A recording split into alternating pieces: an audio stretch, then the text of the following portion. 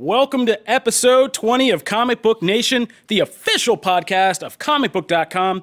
I am your host, Kofi Outlaw, and today, with me on the couch, our co-host, Matt. What's up? And today, we're bringing back our wrestling buddy. Connor's here. What's going on, Kofi? Not much. Well, actually, a lot. We have a lot to talk about today. We have a lot of new movie stuff to talk about, thanks to CinemaCon going on, and we're going to be talking about some wrestling today, which is why you two are here and excited because there's a small event in wrestling happening this week. Yeah, you probably never heard of it. It's called Wrestlemania 35. It's a small little show, you know, little bingo hall. Little house show, still trying to gain an audience. So we're going to help it out by talking a whole WrestleMania preview.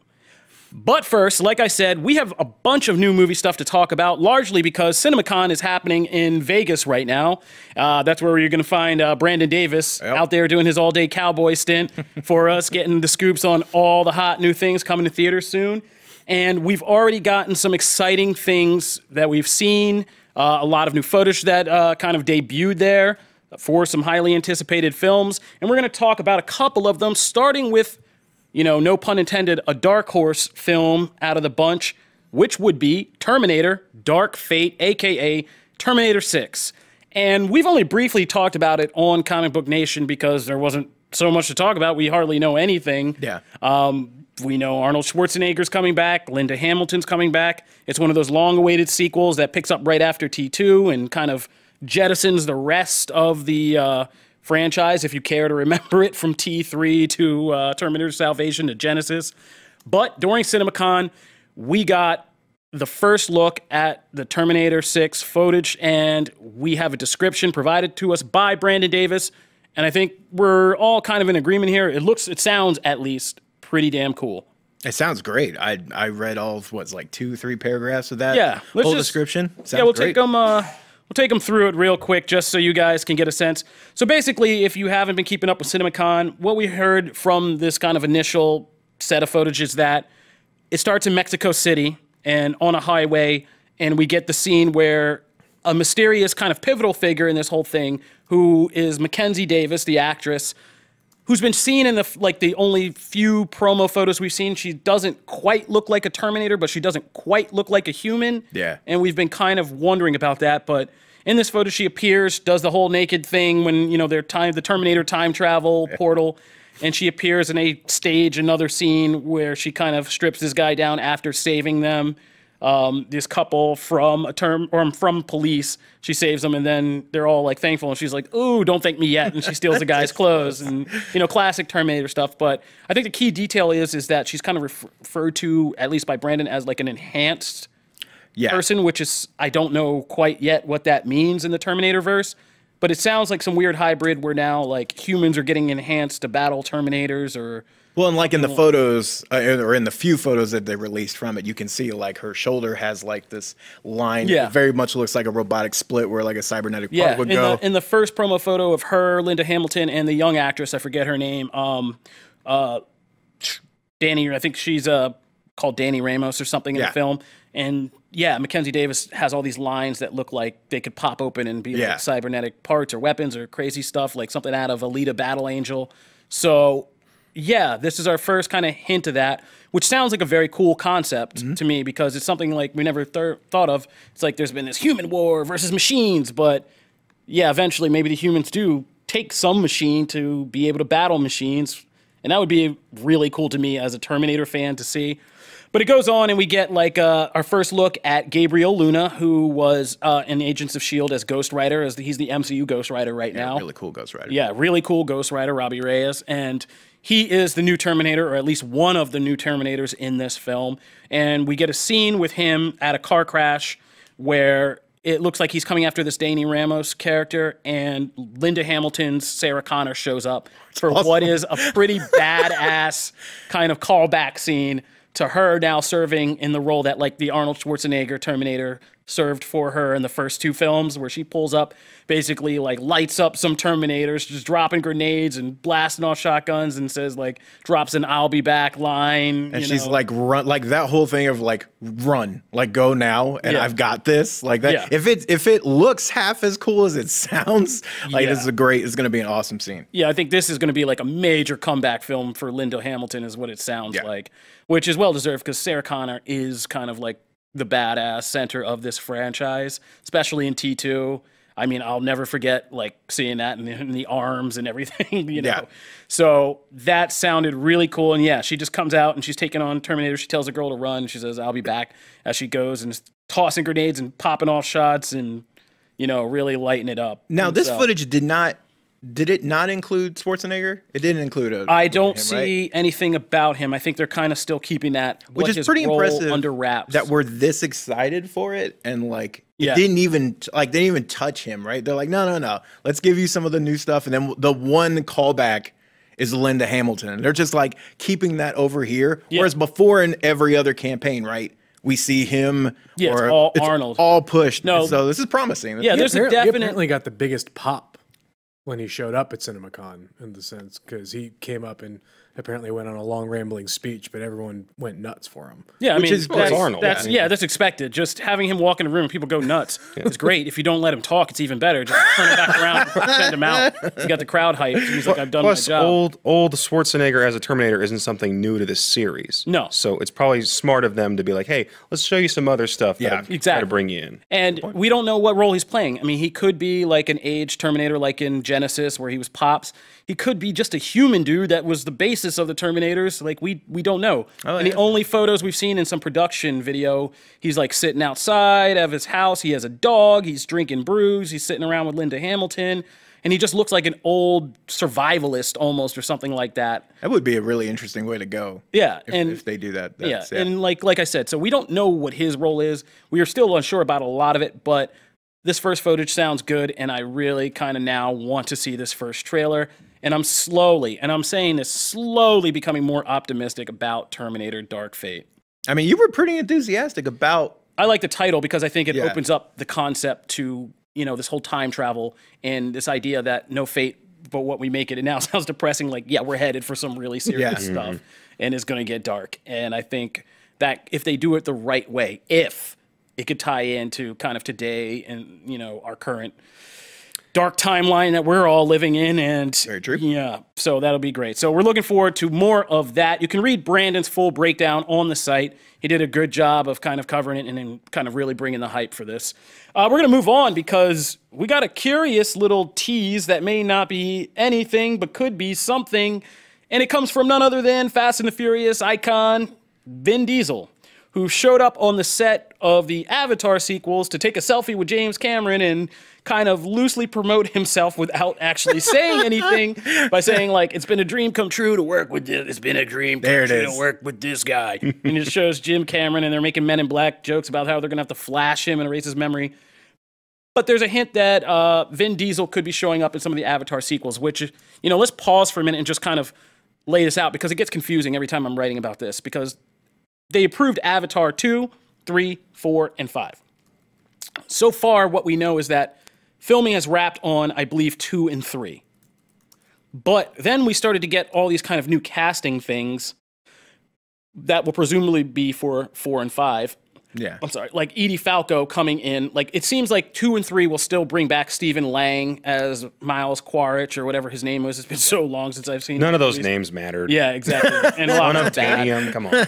So, like, Stephen Lang's coming back, and he'll have a whole, it seems like a whole trilogy to play out versus him versus Jake and, you know, Natiri and all that. But then in 4, something new. It's almost like a new chapter. And Edie Falco is going to be the new military commander of Sopranos and Nurse Jackie fame. And now it sounds like Vin Diesel may be involved in some way. 2, and possibly for, you know, Avatar, like I said, this second installment of the story, or second chapter, or however they're doing it. Right. There's a lot of unknowns there. Like, are we going to actually see Vin Diesel, or is he doing the Groot thing and they just want to, you know, a motion capture character with a cool, icon, you know, famous voice? We don't know. But we do know that if Vin Diesel does join Avatar, yeah, those projects are going to get a crazy marketing promotion boost because because he just commands. Yeah, I mean, Vin Diesel promoting Vin Diesel is like a business in and of itself. And like whatever project he's attached by then, Bloodshot might have come out and rocked the world. Oh, I forgot that's a thing. Man, that is a thing. So that's maybe a movie with people in it. Yeah, one of those people Vin is Diesel. Vin Diesel. Valiant's Bloodshot. It's gonna change superhero films. That's what he said. Oh man, oh man. So maybe I'm just quoting. Yeah, no one will take them seriously ever again. Or Vin That's Diesel how it just will change them. Taking a page out of David Harbour's playbook and be like, if it sounds iffy, this movie you're leading, this comic book movie, you should probably start casting that next year. The question is it going to be better or worse than Hellboy? Is the question now. Bloodshot? Yep. It's an unknown. That's an unknown. I'm gonna go. Oh God, that's hard. Because what I've seen from Hellboy, I would almost give it to Bloodshot because I haven't seen anything, and the stuff I've seen from Hellboy, it doesn't look great. But yeah, we don't know anything. But like, yeah, I mean, David Harbour is already drawing Black Widow, even though Hellboy is about to open. So maybe Vin Diesel saw some at Bloodshot and was like, yeah. So Cameron, Avatar. It's Fast and Furious. Gotta get that post group money. That Hobbs and Shaw is looking like it's going to take some of my money. I need a new paycheck. So, all right, we're going to keep you updated. But yeah, let us know what you think. Would you think would it change your opinion of Avatar at all if Vin Diesel's in it? Let us know. We're going to move on because there's a curious little thing that came out of CinemaCon, a little mystery afoot. And that is Fox, or Disney rather, is putting up dates of release for New Mutants. The X-Men movie that the world forgot about because Professor X erased our minds, or just because it kind of went through all these crazy production woes. I mean, yeah, if you haven't been keeping up, the X-Men movies have been trying to release 2 more installments for the last 2 years and failing to do so, which is the New Mutants, which was about, you know, a young group of mutants who were basically all have like some kind of trauma or mental issue that lands them in this kind of asylum, and is a very horror themed kind of thing. It's adapting the Demon Bear storyline, which is about a demonic presence haunting, you know, Danny Moonstar. And that was going to be kind of this X-Men meets horror film that everybody was real excited about. They did all the marketing promotion. They did a trailer, and then it disappeared. The trailer looked great. So long ago. So long ago, right? Like years. And what's crazy is that movie was all but done. Yeah. Like, that's the crazy part. No, they did a cut of it, and they did it, and it was not, and then when they realized, oh, this whole superheroes meets horror thing is every big box office film right now doubled up, like, let's push more of the horror angle. Yeah. And then somewhere in there, I don't know what happened, but something started to get messy or lost, and New Mutants has just been in limbo. But now at CinemaCon, there's marketing for it, there's a date for it, but we still have no idea or confirmation that it's going to be a theatrical release. There's been talk that it could be hitting Disney Plus or other streaming services, or would get some other kind of release. But, you know, to be promoting it at CinemaCon and adding dates to it seems odd if they were just going to push it on a streaming service. If it was just going to be a streaming service. So maybe in August we will actually get New Mutants. I would like to see that happen because, like we said, we saw this trailer years ago, and a year and a half or what? It was right about a year ago. Year ago? Yeah. And we were kind of and we were in for it. And we were ready for that. So can we get this instead of Dark Phoenix? I would take it instead of Dark Phoenix. That's just me. I know that's an unpopular opinion with if Jamie Lovett's listening to this, he's throwing the computer at the wall. He just wants to finish his X-Men universe and move on. And after yesterday and the Spider-Man fiasco, we don't need this. Yeah, after arguing about Spider-Man reboots and stuff, I know he's not trying to hear this. But yeah, we'll see. We'll keep you updated as always. But I personally want to see New Mutants. It sounds like Connor does. Matt's meh. I wasn't sold on the original trailer. I was fine. I was like, okay, I get doing a different thing, and that's cool. That's not necessarily the New Mutants I wanted, so I'm cool. I was like, but I do still, if you have a finished project like that, I want it to come out. I want it to hit a theater. I think for me, I just want to finish up this X-Men universe clean. I just want to do it clean. End of the story. Let's move on. Because if you peddle it to a streaming service, it's going to get not near the attention. It's going to I don't know. I just feel like that's a disservice to it. Yeah. And if you do that, what happens if it's great? Yeah, right? And then it's just oh, well, hope you like that because we're not doing that again. Then you've lost it. I mean, yeah. So, we'll keep you updated on what's going on with that. But New Mutants, keep your eyes peeled. All right, stay tuned because when we come back, we are going to deep dive into that Joker trailer, and these guys are going to set us up for WrestleMania 35. All right, so let's talk about the thing that I'm actually on the couch for today. And a movie that is definitely coming out. Yeah, and a movie that is definitely coming out. Confirmed. Confirmed. I go there. Yes, that is Todd Phillips' Joker, which stars Joaquin Phoenix as the Joker in this DC standalone kind of Elseworlds style movie, which kind of examines how a man named Arthur Fleck goes through this slow descent into madness and ends up as the Joker. So we got this new first trailer for it, and we've all been kind of really wondering about it. And yeah, I mean, it's safe to say that this was unlike any comic book movie trailer we've probably ever seen, right? Like, none of the usual staples. This is very much, I mean, if you had told me this was like a Focus Features, art house, very much that movie, vibe. kind of independent movie, like, yeah, very much that vibe, right? Mm-hmm. Even when the makeup hits and you start to see that, even then, like when he's on the stairs and like, there's so many weird little touches to this. Yes, definitely thought it had a very indie. When the thing popped up, like I would have seen like Sundance. It's like, oh, hey, we showed this and this won all these awards or whatever. Fund us. Official Sundance selection 2019. whatever. Right? Yeah, so we saw Joker, and I guess we'll go through and just kind of give our opinions about it. I'm a little triggered about this one because I really did like the trailer, and I'm interested in the concept. But I think it's the reactions that I've seen, especially on social media, which, you know, you always got to take with a huge grain of salt, Ambien, and some alcohol. But, like, you gotta... It's got real dark. Like, you really gotta... I mean, people are just freaking out. And they're freaking out about the most pedantic crap about it. Like, it's not Jared Leto. It's become a big thing out of this. Somehow this has inspired a whole Leto was the greatest or great movement. Revisionist history? Yeah, a lot of, that's the exact term I've been using, a lot of revisionist history. Leto's now great. The Killing Joke is now stupid.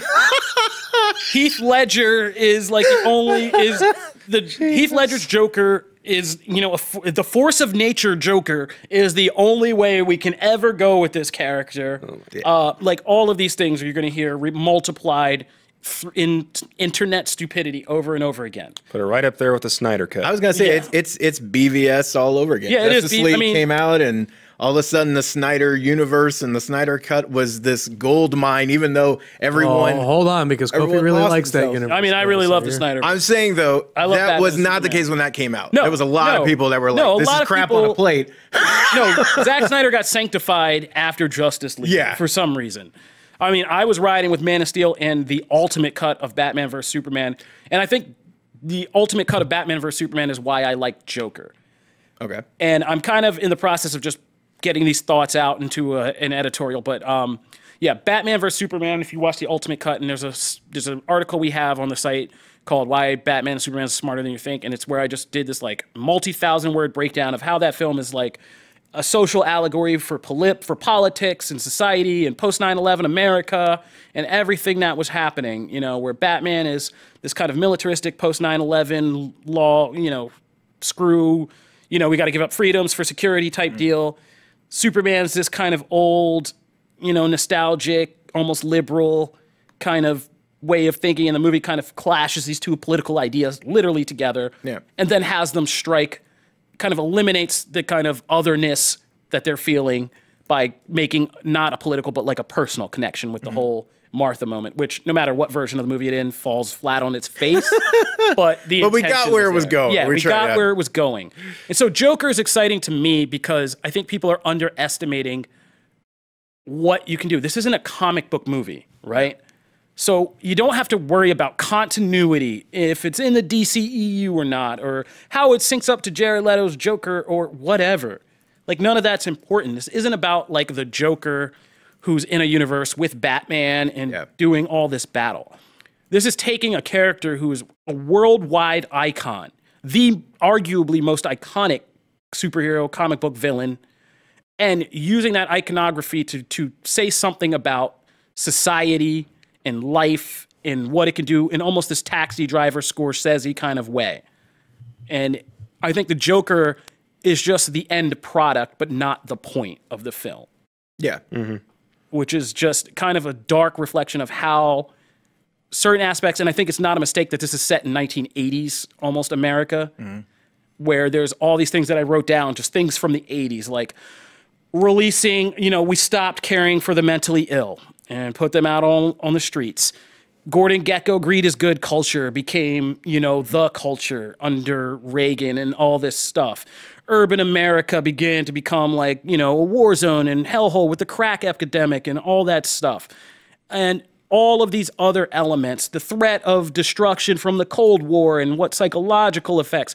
Not only are these historical things, but these are important factors that shaped some of the most iconic Batman stories out of that. Namely, like The Killing Joke, The Dark Knight Returns. Just taking those two Batman stories, which were hugely influenced by, like I said, the socio-political realities of the time. And are now crap. And now people are telling us are crap. Or just crap because revisionist history, right? But can I ask a question, though? Yeah. There's a weird kind of underlying tone in this that just feels to involve body horror in a way. Exactly, yeah. Like, are we expecting this to be... I know we're expecting it to be dark-ish, but like, are we expecting horror tinges to it? Yeah, I'm expecting like almost what I can't say for sure, but when I watched the trailer, at first I was only like, but then I started, and me and Matt talked about this, like you watch Joaquin Phoenix's performance in the scenes, and which scenes do they select for the trailer. And each scene is a scene where you can look at it two different ways. Almost. And it's kind of like a smiling on the outside, crying on the inside type of dichotomy, right? I mean, we talked about like the one with Frances Conroy who plays his mother, and she's in the bath and he's pouring the water over her head. At first it looks playful and happy. And then you watch it a few times and you watch Phoenix and it's like, there's this subtle hint of menace throughout all of it. And they use it, the fact that you know who the Joker is, what he is, and what he's capable of, as the kind of unspoken menace of this trailer. Like, so this guy sitting, if you see Arthur Fleck sitting with a woman in a bathtub, pouring water over her head, it looks playful. If you start to think this is the Joker sitting over somebody in a bathtub, playing with them, you're like, I almost got the sense that like that scene is him actually killing his mother. Exactly. Well, like how long before he drowns her? Yeah, the dancing scene has that same creepy vibe, right? Because you've seen in other books and other media Joker doing that kind of playful, I'm going to dance with you and whatever. And then you just look at his face and it's just, who he is. That does inform your opinion. Yeah, absolutely. And every scene in the trailer is him just simmering, boiling, building. He's on the elevator with a mental patient and he's clenching his fist and he's just sitting there. He's talking to Brian Tyree Henry's orderly at Arkham State Hospital, and he's just, and the dude's, and Brian Tyree Henry's looking at him like, you look crazy AF. And he's just like, what? Yeah, that's the thing. It's like one word. Yeah. He says one word, but it's so, like, that's props to Joaquin too. That's props to the direction. I mean, there's a lot of really cool stuff going on. Yeah, and you can see how, like, that scene where he's just twirling in a bathroom and there's blood under his chin, like, you can see how that could have come right after some horrific murder scene. Yeah. Like, and this is what I'm in for, and I hope it goes there. Like, I hope that and this is a Todd Phillips thing to do. Like, if you've ever seen some of his works, like, yeah, he can build it up, and then the wheels it goes really to crazy town. And I hope this really does go to kind of like Seven-ish serial killer crazy town. Well, and like you guys were talking about, like, there's like 3 spots in this trailer that it could. Like, you can see, like, okay, I can literally in my head see right after that scene, he like decapitates someone, or he puts, like, you know what I mean? Like, he just goes to town. You can see those little hints throughout multiple times. I hope he delivers. I gotta say, I love the taxi driver reference, because I think one aspect of this movie that they're really going to dive into is how does a character become this way in the world that they're in? Like, we talk about The Killing Joke. That was about one character having a particularly bad day and seeing just how far he can be driven. This one is an entire lifetime of living in a certain world that shapes you into this madness. Yeah. And I think the world is going to play just as big of a character as the players we're seeing on screen. And, like, I like what you mentioned, because a lot of people pointed out, like Jim said, the body horror aspect, the Cronenberg stuff, like, not quite Cronenberg, but like, because Heath Ledger's Joker did play with this idea too, right? Of like, the white makeup being like the rot, and like he's kind of rotting his yellow teeth, like all of that. He kind of incorporated his body, and it's almost like in this, if you look at him, like the way he's straining, it's like the world's kind of like eating away at him, like literally, and he's just kind of. I wouldn't be surprised if he got skinnier and just kind of like emaciated and just kind of gross looking, and by the end, and kind of crazy. So these are all very subtle things that I think, for me, I would like to see that character study. I don't need Batman in this. Like, so you're not liking the whole, well, it doesn't have Batman, so it's not. Thomas Wayne, a very young Bruce, yeah. Yeah, I mean, I don't care. I mean, I don't care with about the most that. ironic line in the whole thing about fighting. Who would fight under And that's a great mask? line. Yeah. I love It's- that. I mean, it's a great line. Yeah, that's a great line. Exactly. Like, who would do this? Like, you know, hiding behind a mask, a cap. Yeah, like like that. it's like, oh, spot on. That's really well done. But that's all I need. Like, I don't even need that, but it's just nice to have, like, those little touches. But I agree with you as far as, like, I was one who early on was really bummed that DC for a minute in the books kind of stopped doing those Elseworlds stories. And those were opportunities for them to kind of explore these different aspects without having to worry about continuity, having to worry about, well, this person met this person a month ago, and so I gotta tether that. And now that the movies, whether it's because of their unfortunate start or like DC's kind of mishandling of things, now that they're kind of rolling with this, I think it's great. I think this is the way to really get out some of those iconic characters and really explore stuff in them. Yeah. And I think, like, yeah, the Joker can be a force of nature, but, like, yeah, the Joker is the Joker before he meets Batman. That's an important thing that I feel like people forget. People will always say, like, well, you can't have the Joker if you don't have Batman. It's like, no, man. The Joker was somebody who stumbles across Batman and finds his favorite plaything in Batman. Yeah. Who finds completion when he does find Batman. Before that, he was still the Joker.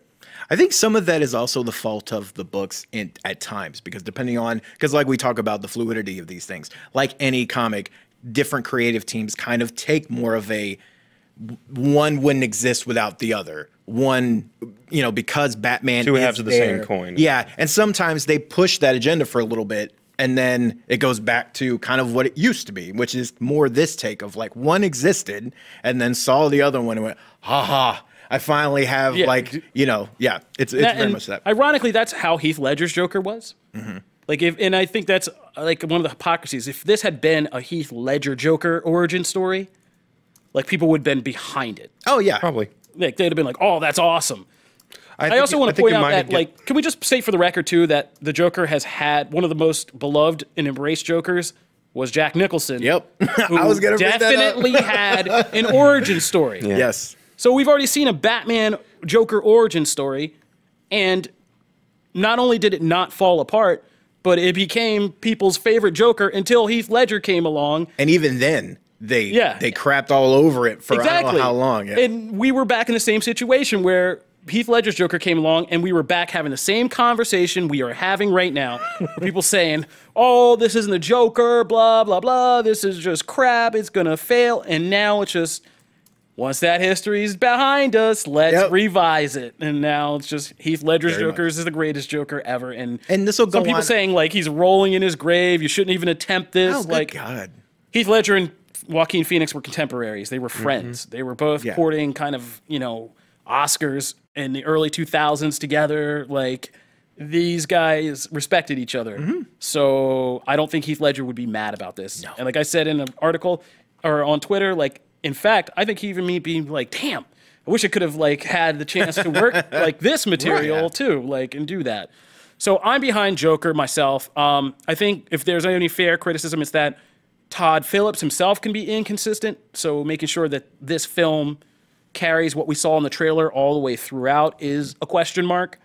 But as far as the concept, like, I'm good with it, and I want to see more. And I definitely want to see this, and let's be honest, I think a lot of these people who are hating right now will be in those They'll be theaters. buying their tickets. Yeah. They'll be kidding themselves. They'll be buying their tickets. So, yeah, absolutely. I'm down for this. I was curious about it when they announced it, and I've kind of like set it on the back burner. Like, we'll kind of see if that actually happens, especially with DC and stuff. And once we started to get more castings and details, like I'm really like curious too to see like Mark Maron's part in this. Yeah. Like, there's some other characters that There's just so many weird, like, really small, like not small parts, but with like good actors. Mark Maron, Shea Wiggum, who's like from a bunch of stuff. I can't even remember. Boardwalk Empire, a bunch of other stuff. Zazie Beetz. Yeah. As like kind of. And I feel like that scene of him with the flowers at the end is like her apartment.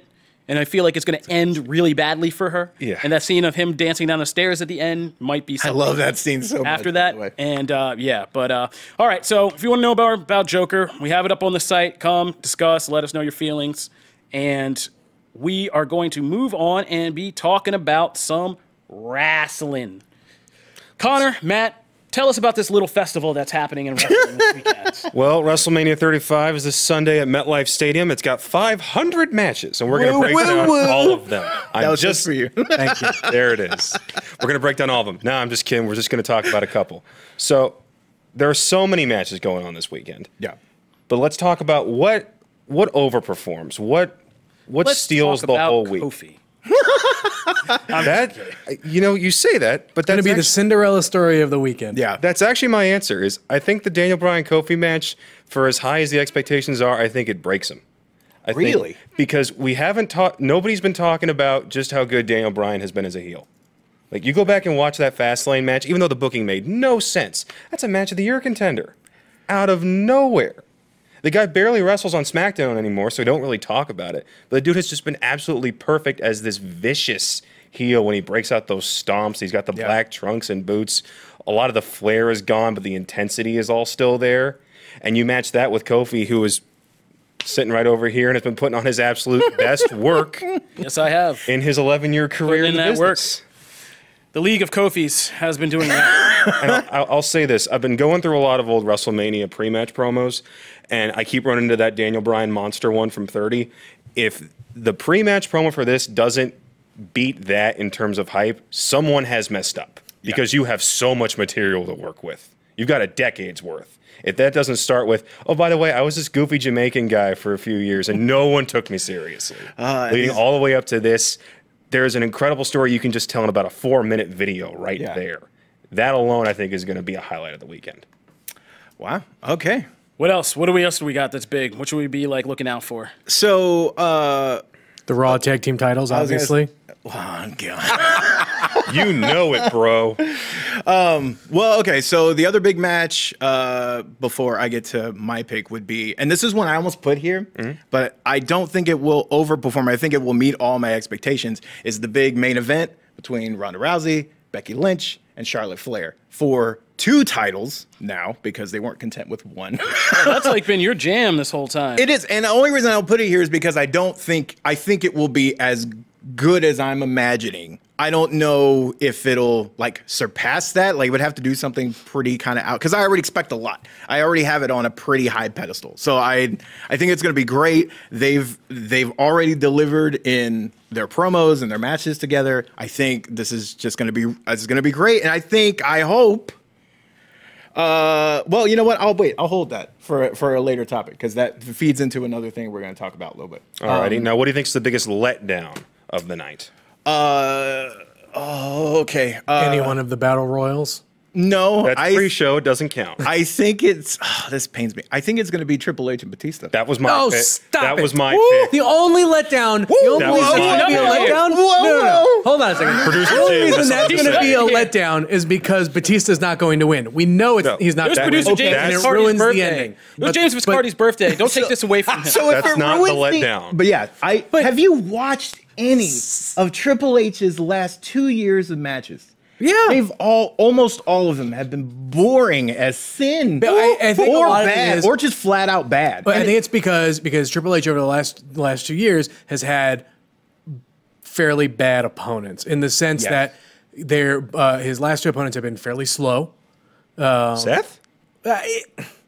The style in which that they wrestled in both those matches was slow, and I don't know if that's especially with the Seth one. I don't know if that was because of Triple H or if that was because of Seth, but it didn't move Is it because these are old ass men we are talking? Well, Here's why it's going to disappoint. One with a just are, recovered pectoral muscle.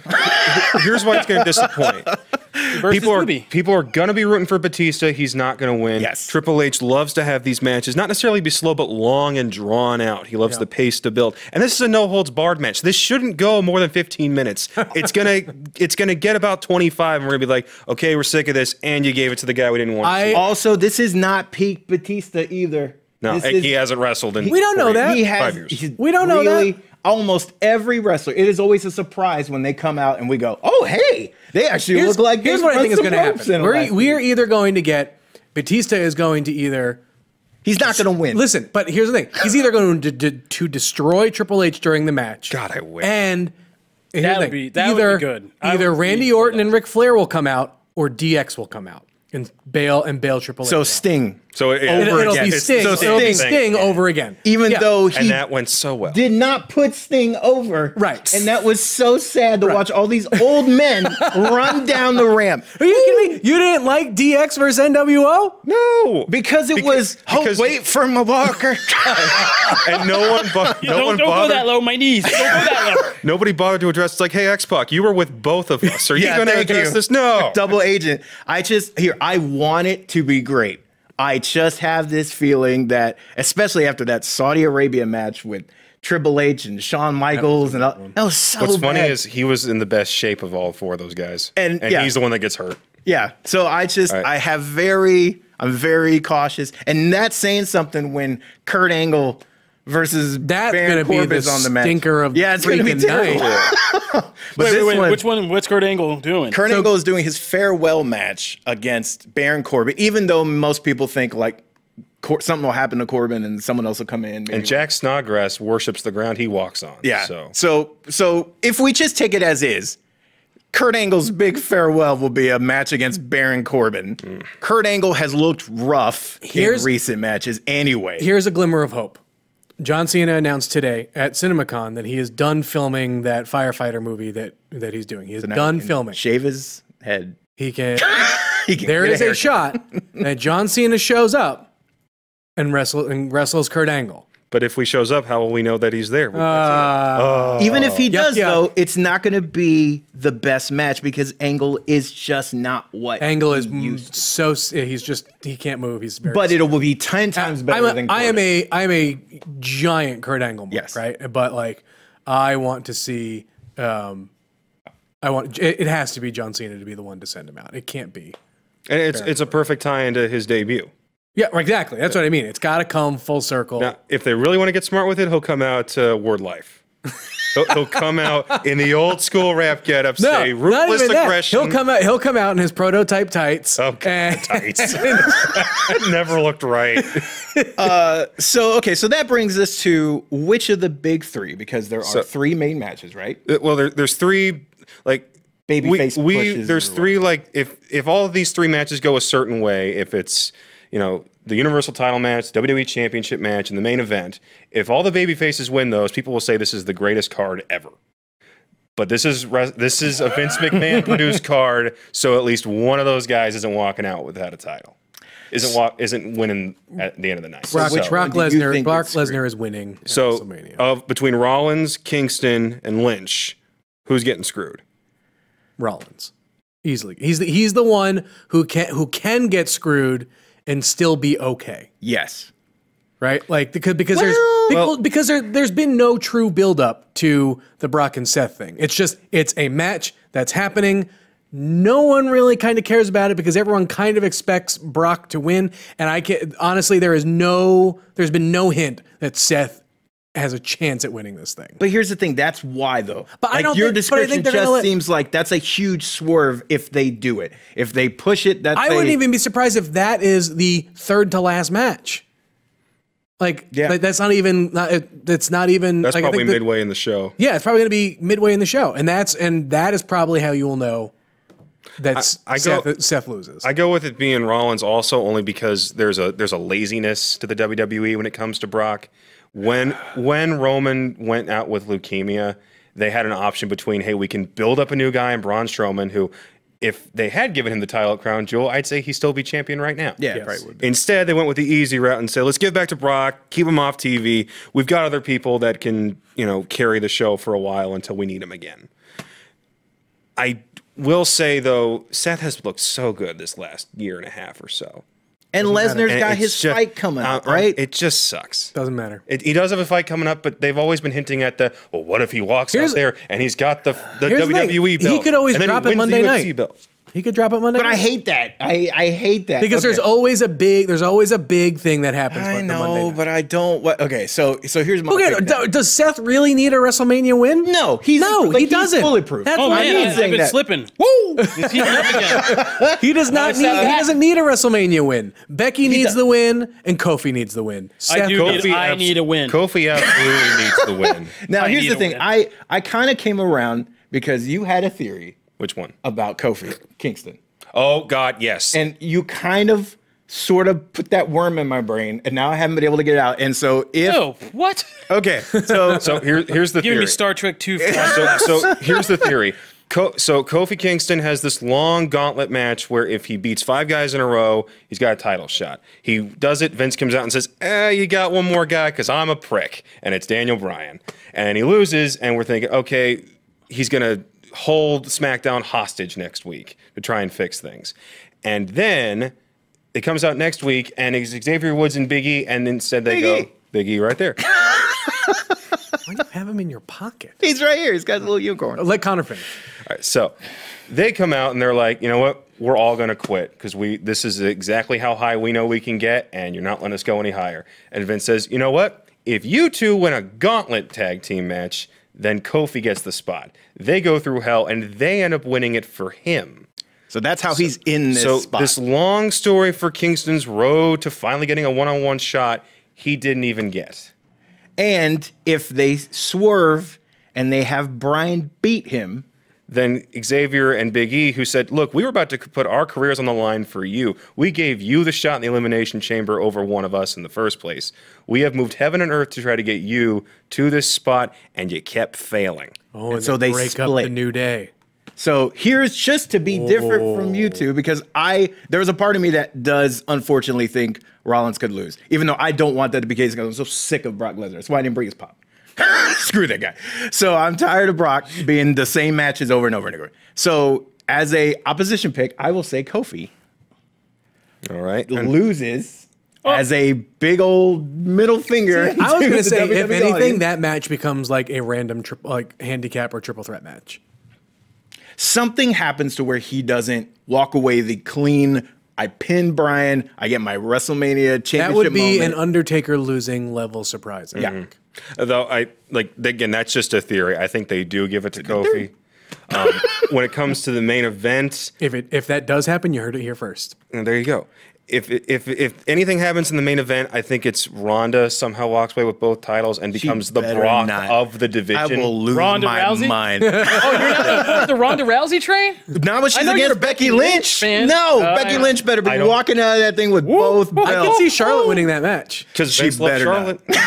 Although I will say this. I want to see it happen just to see Mackie. I am so pissed. I think having Charlotte win the SmackDown title was the biggest indication that they didn't have full confidence in this match, because a day somehow after you announce that they've got the main event spot, Vince goes on Tuesday after and he goes, shoot, this thing needs more hype. Give Charlotte the SmackDown title. We'll have a winner take all thing. It's like, are you going to put the tag titles in this too, so someone just has 4 belts walking around? It'd be really interesting to see if they do away with the brand split and they start consolidating some stuff. Now, if that's the case, that would be interesting too. But I don't. That seems to be more a Raw thing. The night after, I don't think they're going to do that here. There's too much already. We're getting a shakeup, and they'll probably do something when we get closer to the Fox deal and SmackDown. So, last question I got for you. Well, hold on. I'm going to sneak one more thing in, only because I didn't see your things. Sure. Does it? Finn Balor's bringing back the Demon, and nobody cares, right? I care. The entrance would be great. Nothing else. That match gets against Bobby Lashley. That match would take 3 minutes. Right. Does he win? I care. Yeah, I care about that. Dude, he's hooked into this Finn thing I care. for like the next year. But it's Bobby Lashley. You made some big proclamations on this podcast. He might as well be wrestling a cardboard cutout. That's how interesting it is. Jesus. Bobby Lashley was carrying the WWE for a little while. And what happened? Now he's patting his rear to the audience. He's got Leo Show him Rush your running favorite around. pose. Jesus. All right. I have a Bobby Lashley shirt. Okay, I'm not opposed to Bobby Lashley. We're into true confessions at this point. Goodness. Connor, what's your last question? The last question is, WrestleMania is never just WrestleMania. There is an entire weekend of shows. As we are recording this, there are already shows happening in New York City right now. So my question to you is, of all the shows that are going on, what is the match of the weekend? Oh, You know what? Why don't you go first? Because I actually am still I'm debating between two. It kind of has to be Adam Cole versus Johnny Gargano at NXT TakeOver. Oh my God, I'm surprised. Because here's the thing: there's no way this match ends. You're one of those guys. Here's the thing: Look at the judginess. no matter what Who's happens, a secret wrestling snob? no matter what happens, the fans win. Because if Gargano wins, it's the culmination of a years-long story. Right. If Cole wins, it gives the most popular faction in the developmental brand the top title. Either way, Match of the weekend? yeah, and it's a 2 out of 3 falls, so they're going to give those guys plenty of time. Velveteen Dream and Matt Riddle is a close second, though, and so is Naito and Ibushi at the Garden. So your top 3 matches aren't even taking place Nope, on the main show. nope. All right, so I'm gonna say one. I'm gonna get hate. I gave you 3. So there You did give me 3. swear So to God. look, I'll take 2 then. If you go with the main event, I swear to I'll God. take 2 then. No. I wasn't going with that. I think from a pure wrestling, like, man, that was a great match. And it comes out of nowhere because the buildup has been less than stellar. AJ Styles versus Randy Orton Oh my could God. be a great What? match. Are you kidding me? That The could most be a boring great wrestler of all time match. against Compared to Randy Bobby Orton's Lashley. against No Randy one Orton's is 6 boring. moves of doom. He's got 6 whole moves of doom. I don't have 1 move. What's the second one? What's the second one? Second one is the main event because Connor's gonna yell at me. And so we come to an unceremonious end to a great wrestling discussion. WrestleMania 35 this weekend.